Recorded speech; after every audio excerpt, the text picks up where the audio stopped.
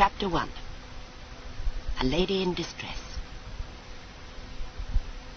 It had begun to rain an hour ago, a fine driving mist, with the sky grey above. The gentleman riding beside the chaise surveyed the clouds placidly. "Faith, it's a wonderful climate," he remarked to no one in particular. The grizzled serving man, who rode some paces to the rear, spurred up to him.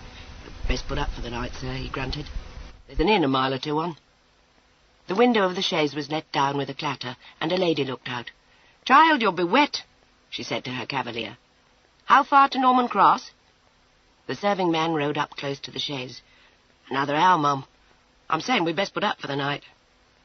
"I'd as soon make Norman Cross," said the gentleman, "for all it's plaguily damp." "There's an inn close by, as I remember," the servant repeated, addressing himself to the lady. "En avant, then. Produce me the inn," the lady said. "Give you joy of your England, Peter, my little man." The gentleman laughed. "Oh, it's a comforting spot, Kate."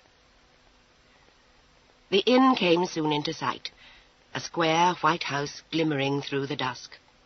There were lights in the windows, and a post-chaise drawn up in the court before it. The gentleman came lightly down from the saddle. He was of medium height and carried himself well. He had a neat leg encased in a fine riding boot, and a slender hand in an embroidered gauntlet. There was straightway a bustle at the inn. An ostler came running, mine host appeared in the porch with a bow and a scrape, and a waiting man sped forth to assist in letting down the steps of the chaise. "2 bedchambers for myself and my sister," said the gentleman. "Dinner and a private room." Consternation was in the landlord's face. "Bedchambers, sir? Yes, on the instant. Polly, the 2 best bedchambers, and fires to be lit in them." A serving-maid went scuttling off. "Sir, the private room—" Mine host bowed and spread a pair of deprecating hands.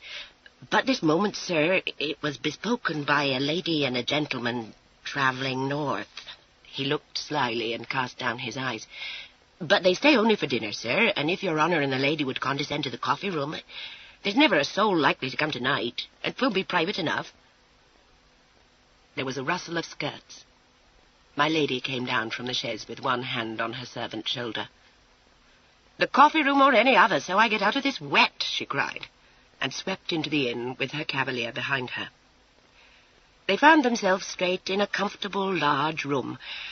There was a table set and a wood fire burning in the hearth.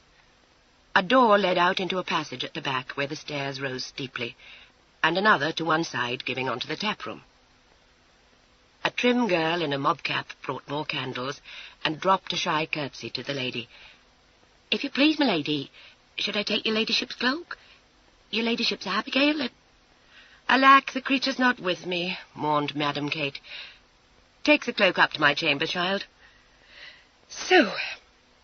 She put back the hood from her head and untied the strings round her throat. The cloak was given to the maid. Madam stood up in a taffety gown of blue spread over a wide hoop. She wore her fair ringlets en demi-toilette, free from powder, with a blue ribbon threaded through, and a couple of curls allowed to fall over her shoulder.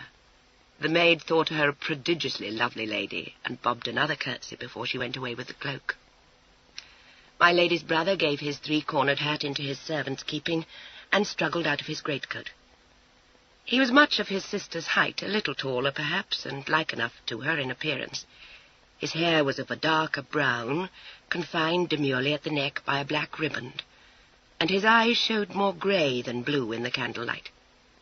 Young he seemed, for his cheek was innocent of all but the faintest down, but he had a square shoulder and a good chin, rounded, but purposeful enough.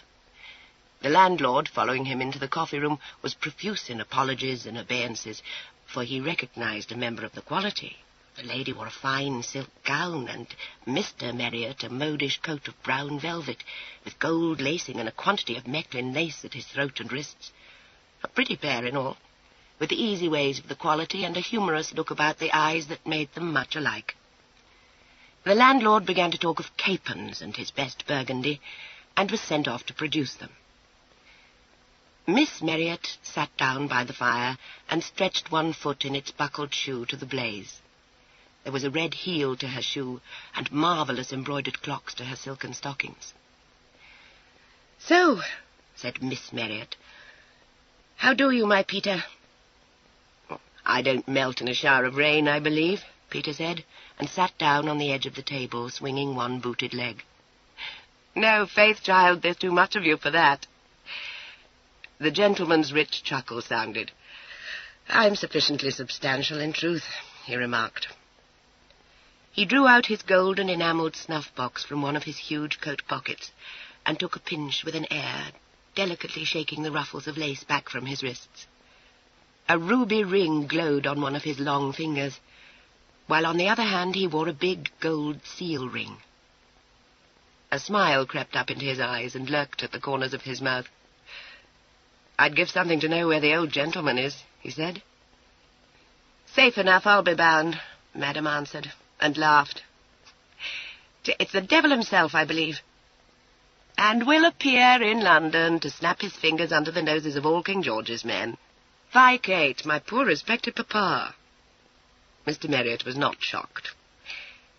He fobbed his snuff-box and put it away. A faint crease showed between his brows. For all he named London, egad, 'tis like his impudence. It's odds he's gone to France. "I don't permit myself to hope too much," said Miss Marriott with a smile at once dreamy and a little impish. "He'll be there to lead us another of his mad dances. If not, I've a mind to try our own fortunes." "In truth, I've a kindness for the old gentleman," said Mr. Marriott pensively. "His dances lead somewhere, to lost causes." There was a hint of bitterness in the tone. Mr. Marriott looked up. "Aye, you've taken it to heart." "Not I." Kate jerked a shoulder as though to shake something off. "We went into it... Egad, why did we go into it?" "Ask the old gentleman," said Mr. Marriott, a slow smile creeping up again. "He had a loyal fervour, belike." Kate drew down the corners of her mouth. "It's a pleasing image." "He meant it for a beau geste, I dare swear, and we... Well, I suppose we went willy-nilly into the net." "I don't regret it. The old gentleman meddled in Saxe's affairs, but we came out of that net." "That was in the nature of adventuring. This..." Kate paused.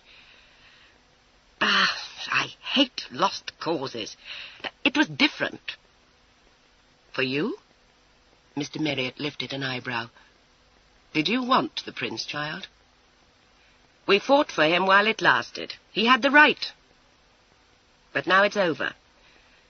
And the butchers made a shambles of the north, and there are those who have died on Tower Hill, while we try our fortunes, and the old gentleman weaves us a fresh net. I believe I'll turn respectable. Alack, we were made for sobriety," said Mr. Marriott. Came the landlord and a serving-maid with dinner. Covers were laid, and a cork drawn. Miss Marriott and her brother sat down to fat capons and a generous pasty. They were left presently toying with sweetmeats and their wine. The maid bore off all that remained of the capons through the door that led into the passage. The door was left ajar, and allowed a glimpse of another door across the passageway. From behind it came the sound of a lady's voice raised in protest. "I won't, I tell you," it said. "I won't." There came the sound of a deeper voice, half coaxing, half bullying. Then the lady cried out again on an hysterical note of panic. "I won't go with you. You shan't elope with me against my will. Take me home. Oh, please, Mr. Markham, take me home." Miss Marriott looked at her brother. He got up, and he went unhurriedly to the door and stood listening. The man's voice was raised now in anger. "By God, Letty, you shan't fool me like that!" Following on a crash from behind the closed door, as of a fist banged on the table, came a choked, imploring murmur. "No!" barked the man's voice. "If I have to gag you to Gretna, you'll go, Letty. Do you think I'm fool enough to let you slip through my fingers now?" Mr. Marriott turned his head. "My dear, I believe I don't like the noisy gentleman," he said calmly. Madam Kate listened to a cry of, "My papa will come! I won't marry you! I won't!" And a faint frown was between her eyes. There came the sound of a coarse laugh. Evidently the gentleman had been drinking. "I think you will," he said significantly. Miss Marriott bit one fingernail. "It seems we must interfere, my Peter." Peter looked rueful and drew his sword a little way out of the scabbard. "No, no, child, put up," said Madam, laughing. "We know a trick worth two of that. We must have the fox out of his earth, though." "Stay you there," said her brother, and went out into the courtyard and called to John, his servant. John came. "Who's the owner of the post-chaise, John?" inquired Mr. Marriott. The answer was severe. "It's a Mr. Markham, sir. Running off to Gretna with a rich heiress, so they say. And the lady not out of her teens. There's wickedness." "John's propriety is offended," murmured Miss Marriott. "We will dispose John, since God seems unwilling. I want a stir made." "Oh, best not meddle," said John phlegmatically. "We've meddled enough." "A cry of fire," mused Mr. Marriott. "Fire or footpads? Where do I lie hid?" "Oh, you are with me already," admired Kate. "Let me have a fire, John, or a parcel of daring footpads, and raise the ostlers." John fetched a sigh. "We've played that trick once before. Will you never be still?" Mr. Marriott laughed. "It's a beauty in distress, John, and Kate must be up and doing." A grunt only was vouchsafed, and the glimmering of a grim smile. John went out. Arose presently in the courtyard a shout and a glow, and quickly an uproar. "Now I wonder how he made that fire," said Miss Marriott, amused. "Well, there's a shed and some straw.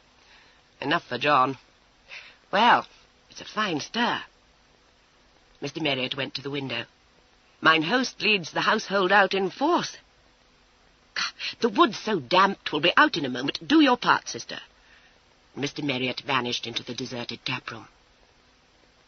Miss Marriott added then to the stir by a scream, close followed by another, and a cry of, "Fire! Fire! Help! Oh, help!" The door across the passage was burst open, and a dark gentleman strode out. "What in hell's name?" he began. His face was handsome in the swarthy style, but flushed now with wine. His eye lighted on Miss Marriott, and a smell of burning assailed his nostrils. "What's the noise? Gad, is the place on fire?" He came quickly into the coffee-room, and received Miss Marriott in his unwilling arms. Miss Marriott neatly tripped up her chair, and with a moan of "Save me!" collapsed onto Mr. Markham's chest. He grasped the limp form perforce, and found it a dead weight on his arm. His companion, a slim child of no more than 18, ran to the window. "Oh, 'tis only an old shed caught fire away to the right," she said. Mr. Markham strove to restore the fainting Miss Marriott. "Now, compose yourself, madam. For God's sake, no vapours up. There's no danger. Damnation, Letty, pick the chair up." Miss Letty came away from the window towards Miss Marriott's fallen chair. Mr. Markham was tightly clasping that unconscious lady, wrath at his own helpless predicament adding to the already rich colour in his face. "God, the devil take the woman, she weighs a ton," swore Mr. Markham. "Pick the chair up, I say." Miss Letty bent to take hold of it. She heard a door open behind her, and turning, saw Mr. Marriott. Of a sudden, Miss Marriott came to life. In round-eyed astonishment, Miss Letty saw that lady no longer inanimate, but seemingly struggling to be free. Mr. Marriott was across the floor in a moment. "Unhand my sister, sir!" he cried in a wonderful fury. Miss Marriott was thrust off. "God's life, 'twas herself," began Mr. Markham, but got no further. His chin came into sudden contact with Mr. Marriott's sword hilt, nicely delivered, and Mr. Markham fell heavily all amongst the table legs.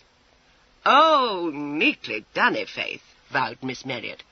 "Down like an ox, as I live. Set the coach forward, Peter.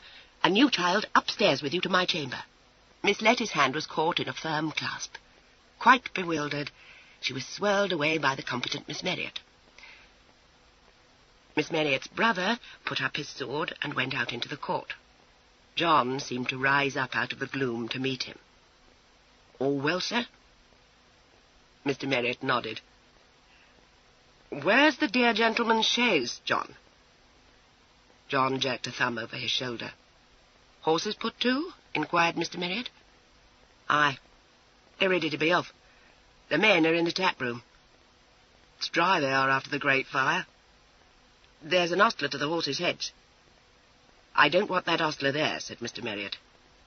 "Drive the chaise past Stilton, John, and hide it somewhere where the gentleman won't find it too soon." "To hide a chaise and horses, is it?" John growled. "It is, John," said Mr. Marriott serenely. "Tell that ostler I want a horse saddled on the instant. One of our own, if need be. I shall set the dear gentleman after you, John. Godspeed you." "Oh, it's a mad couple you are," said John, but he moved away to where the lights of the chaise shone. Mr. Marriott heard him give the order to the ostler and offer to hold the horses' heads. He heard the ostler run off towards the stables, and himself turned back into the coffee-room, smiling placidly. Miss Marriott had come downstairs again, and was standing by the fallen Mr. Markham, calmly surveying him. "Well, child, is it done?" she asked. The clatter of horses and the rumble of wheels on the cobbles answered her. John was off. They heard the chaise roll away down the road to London. Miss Marriott laughed and dropped her brother a mock curtsy. "My compliments, child. It's you have the head, indeed. Now, what to do for the poor gentleman? Water, my Peter, and a napkin. Observe me, all solicitude." She sank down onto the floor and lifted Mr. Markham's head into her lap. Mr. Marriott was chuckling again as he handed her the water and a napkin. The landlord came hurrying in and stared in horror at what he saw. "Sir, madam, the gentleman's coach is off. Oh, law, madam, the gentleman." "Off, is it?" Mr. Marriott was interested. "Tut, tut. And the lady in it, belike?" The landlord's jaw dropped. "Aye, that would be it. But what's come to the gentleman, sir?" "Good Lord, sir, never say." "The poor gentleman," said Miss Marriott, holding a wet napkin to Mr. Markham's brow. "'Twas the drink turned the head on his shoulders, I dare swear. An accident, host. I believe he won't die of it." "A warning to all abductors," said Mr. Marriott piously. A gleam of understanding shot into the landlord's eyes. "I'm sure he'll be raving mad when he comes to." "A warning to you, good fellow, not to be by," said Mr. Marriott. There was significance in Mr. Marriott's voice. It occurred to mine host that the less he knew of the matter, the better it might be for himself on all sides. He went out discreetly, what time Mr. Markham gave vent to a faint groan. Mr. Markham came slowly back to consciousness and opened heavy eyes. He did not at once remember much, but he was aware of a swollen jawbone which hurt him. A cool hand was placed on his brow, and something wet was laid on his sore chin. He rolled his eyes upwards, groaning, and saw a fair face bend over him, framed in golden ringlets.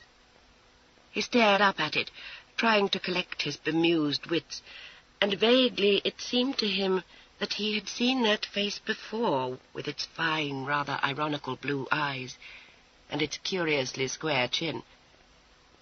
He blinked and frowned in the effort to pull himself together, and saw the delicate mouth smile. "Thank God you are better," came a cooing voice. "I have been in an agony. Dear sir, pray lie still. 'Twas a cruel blow, and, oh, the misunderstanding. Peter, a glass of wine for the gentleman. There, sir. Let me but raise your head." Mr. Markham allowed it, perforce, and sipped at the wine held to his lips. Some of the mists were clearing from his brain. He raised himself on his elbow and looked round. "Oh, you are much better," cooed the voice. "But gently, sir.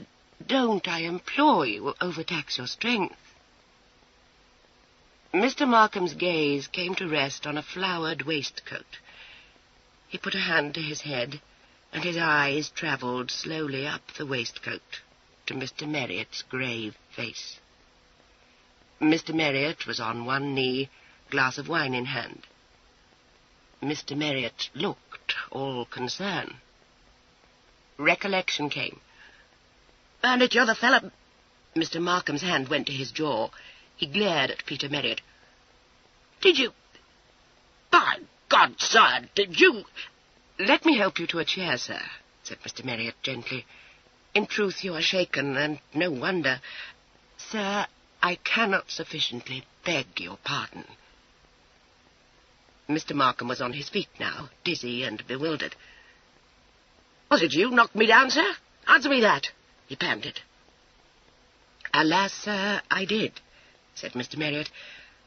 "I came in to find my sister struggling, as I thought, in your arms. Can you blame me, sir? My action was the impulse of a moment." Mr. Markham was put into a chair. He fought for words, a hand still held to his jaw. "Struggling? She flung herself at me in a swoon," he burst out. Miss Marriott was kneeling at his feet, napkin in hand. Mr. Markham thrust it aside with an impotent snarl. "Oh, you have the right to be angry, sir," sighed Miss Marriott. "It was all my folly. Oh, but, sir, when the bustle started and they were crying fire without, I scarce knew what I did." Her fair head was bent in modest confusion. Mr. Markham did not heed her. "Blame you? Blame you? Yes, sir, I can," he said wrathfully. "A damnable little puppy to... Words failed him. He sat nursing his jaw and fuming. Mr. Marriott said haughtily, "You're heated, sir, and I believe excusably. I don't heed what you say, therefore. I have asked your pardon for a mistake, understandable, I contend, that I made." "Puppy!" snapped Mr. Markham, and drank off the rest of the wine in the glass. It seemed to restore him. He got up unsteadily, and his hot gaze swept round again. "Letty!" he shot out. "Where is the girl?" "Dear sir, indeed you are not yourself yet."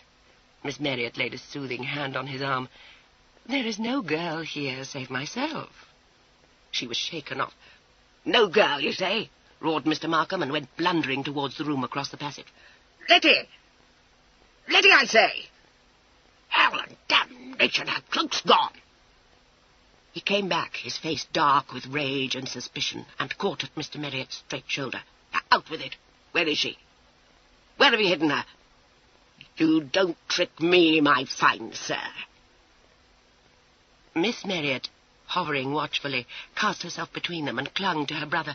"No, no," she cried. "Oh, no swords, I do beseech you. Oh, sir, you are raving. There is no girl here that I have seen." Mr. Marriott put his sister aside. "But wait," he said slowly. "As I remember, there was a lady in the room as I came in. A child with black hair. My sister was overwrought, sir, and maybe forgets. Yes, there was a lady." He looked round as though he expected to see her lurking in some corner. "Damn it won't serve!" cried out the infuriated Mr. Markham, and went striding off to the door that led into the tap-room, calling loudly for the landlord. Mine host came quickly, with an uneasy look in his face. In answer to Mr. Markham's furious query, he said nervously that in the scare of the fire someone had driven off with his worshipped chaise, and he doubted but that the lady was in it.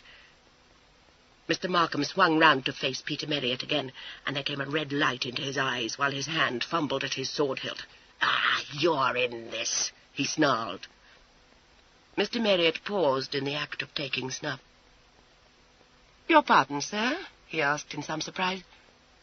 A lady gone off in your post-chaise and myself in it? I don't understand you, sir. Who is the lady, and why should she go off so? Why, it's churlish of her, I protest. Mr. Markham seemed undecided. It's no business of yours, he said savagely. But if I find 'twas you did it. Now, which way did the chaise go? Towards London, sir, nervously answered mine host. But 'tis only what Tom says. I didn't see it myself, and indeed, sir... Mr. Markham said something between his teeth, at which mine host cast a horrified glance at Miss Marriott. The lady appeared to be unmoved. Saddle me a horse at once. Where's my hat? Light dawned on Mr. Marriott. Egad, it's a runaway, Kate. Faith, sir, it seems my impetuosity was indeed ill-timed. A horse, of course.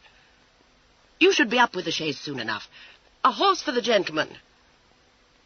Mr. Marriott swept out into the court, bearing mine host before him. It's ready saddled, sir, but Tom says the gentleman ordered it half an hour since, said the puzzled landlord. Saddled and ready, eh? Then see it brought round to the door, for the gentleman's in a hurry. Well, yes, sir, but how came it that the horse was bespoke when the gentleman was a-lying like one dead?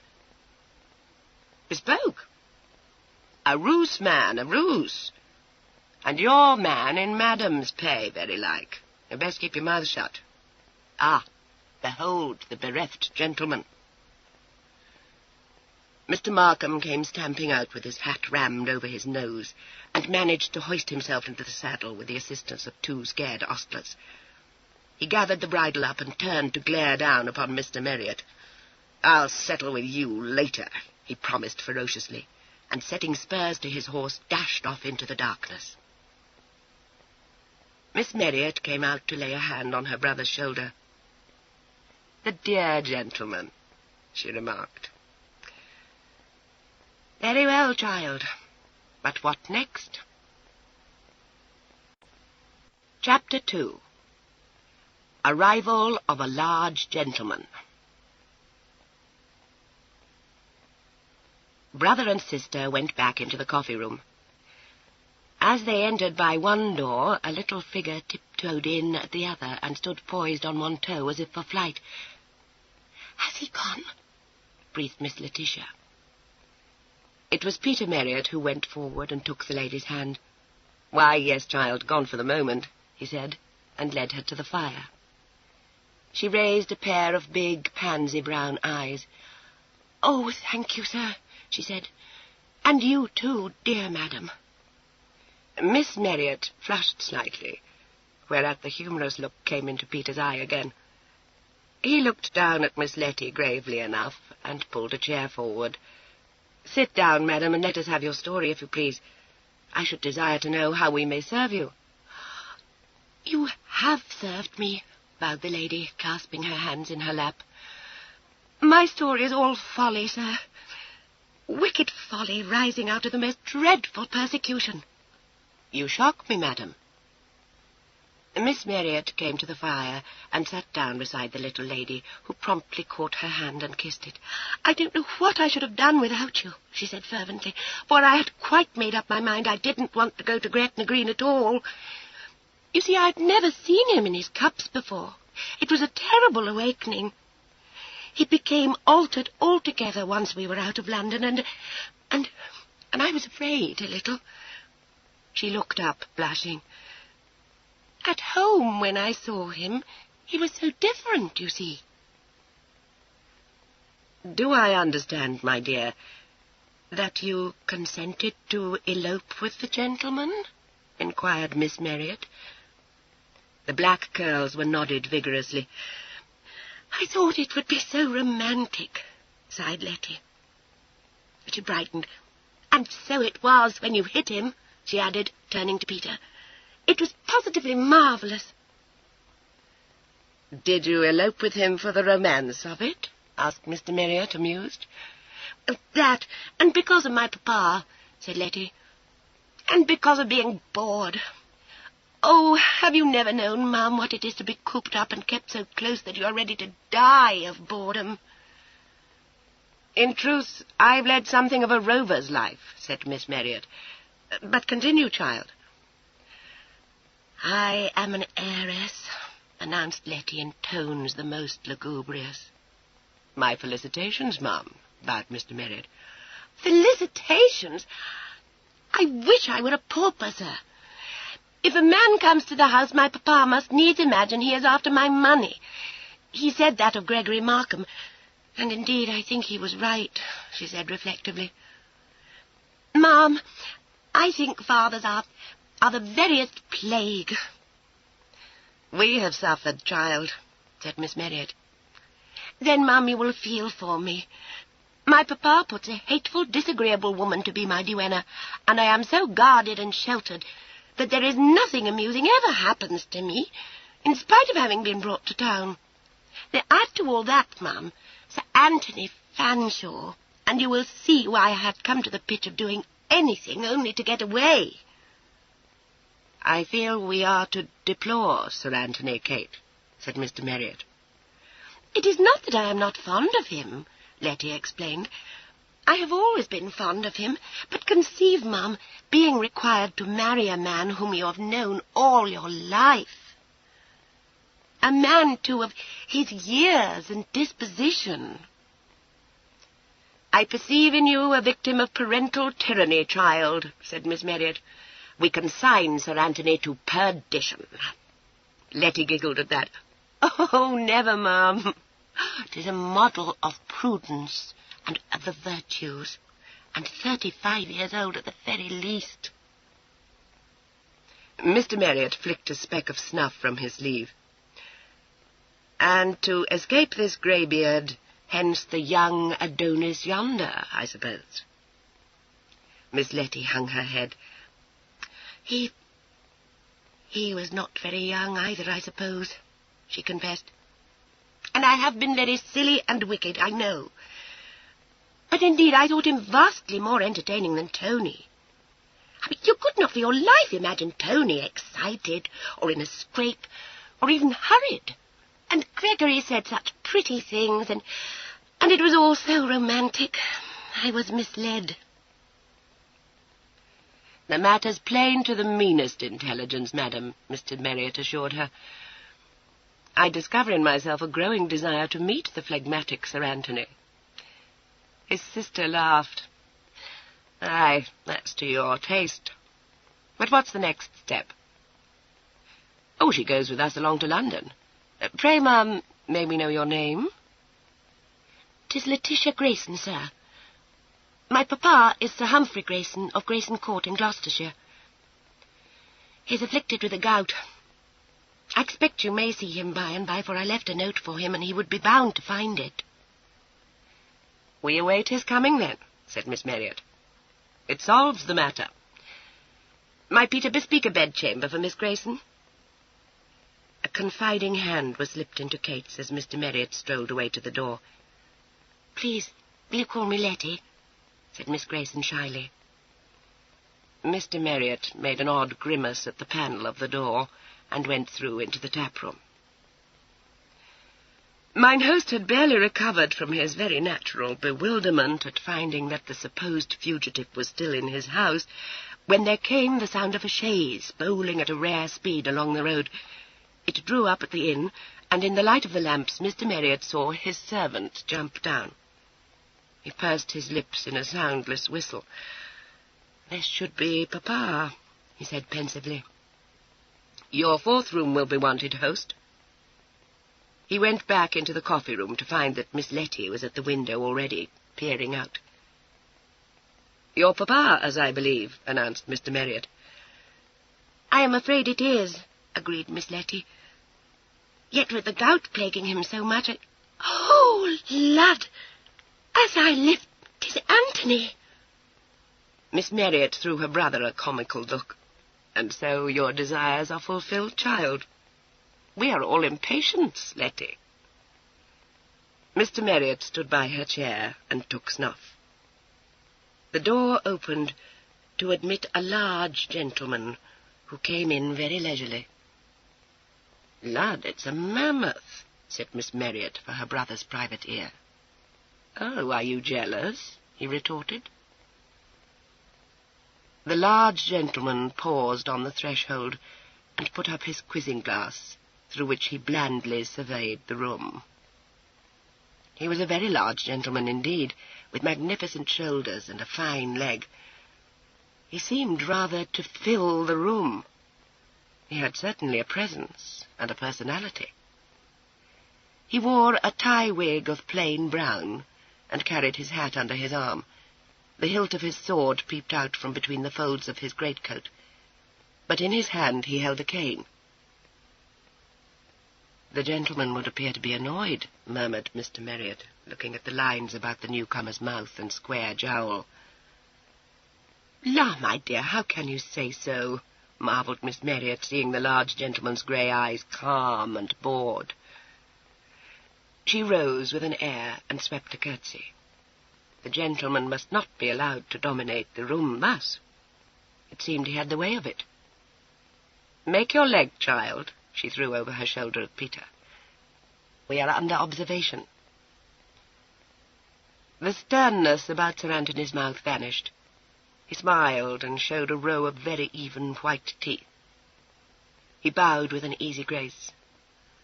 "Madame, your most obedient. Sir, yours." Mr. Marriott took Miss Letty by the hand. "Permit me to restore to you Miss Grayson, sir," he said, ignoring an indignant protest from the lady. Sir Anthony showed no desire to receive Miss Grayson, who looked him defiantly between the eyes. He smiled still, but he did not offer to take her hand. "You should be whipped, Letty," he said pleasantly. Miss Grayson flushed. "Deed, sir, and did you bring your cane for that purpose?" she demanded. "No, my dear, but I should be happy to benefit you that far." Peter Marriott was amused, and permitted his chuckle to be heard. "Faith, it's a stern suitor." "You are very rude and hateful," declared Miss Grayson, outraged. Sir Anthony laid down his cane and his hat, and began to take off his greatcoat. As one who had no further interest in Miss Grayson, he took out his snuff-box, unfobbed it, and held it out to Mr. Marriott. His hand was very white and finely shaped, but it looked to have some strength. "Sir," said he, smiling sleepily, for all his grey eyes were alert beneath their rather heavy lids, "you will permit me to thank you on behalf of my friend Sir Humphrey Grayson for your services to his daughter." Mr. Marriott helped himself to a pinch of snuff. Grey eyes met grey. The humorous look played around Mr. Marriott's mouth. "Lud, here's a solemnity," he said. "I am Miss Grayson's servant to command." Miss Grayson forgot her dignity. "Tony, it was wonderful. His sword was out in a trice, and I thought he was about to run that odious Markham right through the body. But just as it was too monstrously exciting for words, the point seemed to flash upwards, and the hilt caught Mr. Markham on the chin." She demonstrated with a small fist to her own pretty chin. "He went down like a stone," she ended dramatically. Her glance fell on Miss Marriott by the fire. "And Miss Marriott, too, was splendid, Tony, for she pretended to swoon in Markham's arms." Mr. Marriott looked down at his sister something quizzically. "My dear, I eclipse you," he murmured. He turned again to Sir Anthony. "Thus we mourn our departed suitor. Now, where did you find my man John?" He began to pour wine, and handed one glass to the large gentleman. "At Stilton," Sir Anthony replied, "just before I saw my friend Mr. Markham. He was endeavouring to hide a chaise and horses, which aroused my suspicions. He was induced to confide in me." Mr. Marriott looked meditatively at the square, handsome face. "I wonder why," he said, for he knew his John. A singularly attractive smile crossed Sir Anthony's face. "My charm of manner, sir, I believe," he said. There came a laugh from Miss Marriott. "I begin to have a kindness for the large gentleman," she remarked to the room at large. "And you met the so dear Mr. Markham, sir?"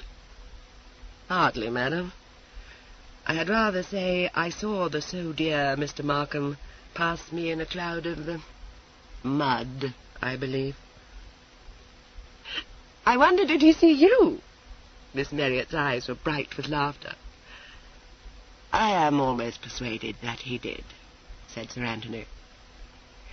"Then I take it we are not to expect his return?" Miss Marriott cocked a knowing eyebrow. "I hardly think so, madam," said Sir Anthony placidly. Miss Marriott looked at Miss Grayson. "Why, child, I like the large gentleman, I protest," she said. "Pray, sir, have you dined?" "So far I have not had the time, madam, but I have reason to hope the landlord is preparing dinner for me at this moment." Mine host himself came in most opportunely then, with a serving-maid behind him, carrying a loaded tray. A fresh cover was laid, a roasted chicken placed before Sir Anthony, and a fresh bottle uncorked. "You permit, madam?" Sir Anthony bowed towards Miss Marriott. "Pray, sir, be seated. You will be ravenous." "I confess I hate to miss my dinner," said Sir Anthony, and began to carve the chicken. "There is something of me to maintain, you see," he added, with a twinkle and a glance cast down his noble bulk. Miss Grayson cut in on Miss Marriott's laugh. "Food!" she ejaculated scornfully, and tapped an impatient foot. Sir Anthony paid no heed. "Well, Tony, you are come nigh on 100 miles to rescue me, as I suppose, and now you have nothing at all to say but that you have missed your dinner." "Well, that thought has been absorbing me for the last 20 miles, said Sir Anthony imperturbably. "And me in peril!" cried the affronted Miss Grayson. Sir Anthony raised his eyes from the chicken and looked coolly across at her. "Oh, were you in peril?" he inquired. "I came merely to put an end to an indiscretion, as I thought." "Peril? At the hands of such a monster!" Miss Grayson was indignant. "I wonder, sir, that you need ask." Sir Anthony poured wine for himself and Mr. Marriott. "My dear Letty," said he, "you have so frequently assured us that Mr. Markham is a model of all the virtues that I did you the honour to respect your judgment." Miss Grayson turned scarlet and looked as though she were about to cry. "You didn't, Tony. You are just being disagreeable. And he's not a model of virtue. He is an odious brute, and so are you." "Cut, child. The gentleman's hungry, and will be the better for his chicken," said Mr. Marriott. "I am not a child," flashed Miss Grayson, and was off in a swirl of skirts to Miss Marriott's side. From the shelter of Miss Marriott's arm she hurled a tearful defiance. "And I would sooner go to Gretna with that monster than marry you, Sir Tony." Sir Anthony remained unmoved. "My dear Letty, if this piece of absurdity was to escape my attentions, believe me, it was not in the least necessary. So far as I am aware, I have never asked you to marry me, nor have I the smallest intention of doing so." This pronouncement brought Miss Grayson's head up from Kate's shoulder. In round-eyed astonishment she gazed at Sir Anthony, busily engaged with the wing of a chicken. "I have to suppose," said Miss Marriott sharply, "that the gentleman is an original." Mr. Marriott turned away to hide a laughing face. "These family arrangements," he said. But Papa says," began Miss Grayson. "Why, Tony, don't you want to marry me?" "I do not," said Sir Anthony. Miss Grayson blinked, but she did not seem to be offended. "Why don't you?" she asked with naive curiosity. At that, Sir Anthony looked up, and there was a twinkle in his eyes. "I suppose, Letty, because my taste is at fault." "Well." Miss Grayson digested this in silence. She disengaged herself from Kate's arm and went slowly to the table. Sir Anthony rose at her approach and received one little hand in his large one. "Tony, will you tell Papa?" she asked. "I have told him, my dear." "How did he take it?" said Miss Grayson anxiously. "Philosophically, child." "I am so glad," said Miss Grayson with a relieved sigh. "If you don't want to marry me, Tony, I can go home with a quiet mind, and I can even forgive you for being so disagreeable." "And I," said Sir Anthony, "can finish my dinner." Chapter 3. My Lady Lowestoft. Miss Marriott called, "Come in," to a scratching on the door. Came Mr. Marriott into the big bedroom and walked across to the fireplace where Kate stood. Mr. Marriott cocked an eyebrow at Kate and said, "Well, my dear, and did you kiss her good night?" Miss Marriott kicked off her shoes and replied in kind, "What, are you parted from the large gentleman already?" Mr. Marriott looked into the fire, and a slow smile came, and the suspicion of a blush. "Lord, child," said Miss Marriott, "are you for the mammoth? It's a most respectable gentleman, my dear." Mr. Marriott raised his eyes. "I believe I would not choose to cross him," he remarked inconsequently. "But I would trust him." Miss Marriott began to laugh.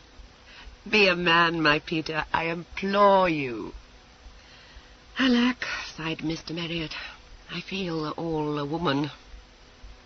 "Oh, Prue, my Prue, it's a Whig with a sober mind. Will you take it to husband?" "I suppose you will be, Mary Robin. Do you imagine me in love on 2 hours' acquaintance? Ah, you're jealous of the gentleman's inches, said I not so? My inches, child, stand me in good stead. I believe it's the small men have the wits." "My compliments on the sword-play." "At least the old gentleman taught me a trick or two worth the knowing," placidly said the lady, and pulled up her coat sleeve to show a stained shirt. "The last glass went down my arm," she said, smiling. Her brother nodded. "Well, here's been work enough for the evening," he remarked. "I await the morrow. Give you good night, child, and pray dream of your mammoth." "In truth, I need a mammoth to match me," said Madame Prudence. "Pray dream of your midget, Robin." She went away, humming a snatch of an old song. It was apparent to her that her brother frowned upon the morrow, but she had a certain placidity that went well with her inches, and looked upon her world with calm, untroubled eyes. The truth was, she was too well used to a precarious position to be easily disturbed, and certainly too used to an exchange of personality with Robin to boggle over her present situation. She had faith in her own wits. These failing her, she had a rueful dependence on the ingenuity of her sire. Impossible to tread the paths of his cutting without developing an admiration for the gentleman's guile. Prudence regarded him with affection, but some irony. She admitted his incomprehensibility with a laugh, but it did not disturb her. She danced to his piping, but it is believed she lacked the adventurous spirit. Now Robin might fume at the mystery with which the father chose to wrap himself about, but Robin enjoyed a checkered career, and had an impish daredevilry that led him into more scrapes than the old gentleman devised. Withal, he surveyed the world with a seriousness that Prudence lacked. He had enthusiasms, and saw life as something more than the amusing pageant Prudence thought it. It seemed he had taken this last unlucky venture to heart. To be sure, he had had a closer view of it than his sister. She supposed it was his temperament made him enthusiastic for a venture entered into in a spirit of adventure only, and at the father's bidding. She remembered he had wept after Culloden, with his head in her lap at the old house in Perth, wept in a passion of fury and heartbreak, and dashed away the tears with an oath and a vow that he hated lost causes. To Prudence it was a matter of indifference whether Stuart Charles or German George sat on the throne. She suspected her sire of like indifference, discounting heroics. They were swept into this rebellion for God knew what cause. They were entangled in its meshes before they knew it. That was Mr. Colney's way. He made a fine speech, and it seemed they were all Jacobites. A year before, they were entirely French, at Florence. Before that, there was a certain gaming house at Frankfurt, whose proprietor of a sudden swept off his son and daughter to dip fingers in a pie of Monsieur de Saxe's making. French, German, Jacobite, it was all one to Prudence. But this England was different. She conceived a fondness for it and found it home-like. Doubtless it was the mother in her, that big, beautiful, smiling creature who had died at Dieppe when Robin was a child. She remarked on it to Robin next morning before the departure for London. Robin laughed at her. He was busy with the painting of his face. "Lord, my dear, you're the very picture of English solidity," he said. "Do you ride with the mountain?" "So I believe," said Miss Prudence. Her eye fell on John, packing away Master Robin's razors. "La, child, have you shaved? And you with not a hair to your chin." This drew a grim smile from the servant. "You'd best have a care, the pair of you," he said. "We're off to put our heads in a noose. A gentleman with the sleepy eyes sees things, I'll warrant you." "What? Do you shy away from the mountain?" Robin said. "I might engage to run in circles round it." The man looked upon his young master with rough affection. "Aye, you're a cunning one, Master Robin, but the big gentleman's awake for all you think him so dull." Prudence sat saddle-wise across a chair and leaned her arms on the back of it. Chin in hand, she regarded John and said lazily, "Where's the old gentleman, John?" There was no expression on the stolid face. "I've lived with him more years than you, Miss Prue, and I don't take it upon myself to answer that." "How long have you lived with him, John?" "Since before you were born, mistress." Robin put down the hare's foot and got up. "Aye, you're devilish close, aren't you, John? Maybe you know what he'll be at now." "Maybe I do, maybe I don't," was all the answer vouchsafed him. "What's to be your ladyship's dress today?" Robin came down to the coffee-room 20 minutes later in a dimity gown and pink ribbons.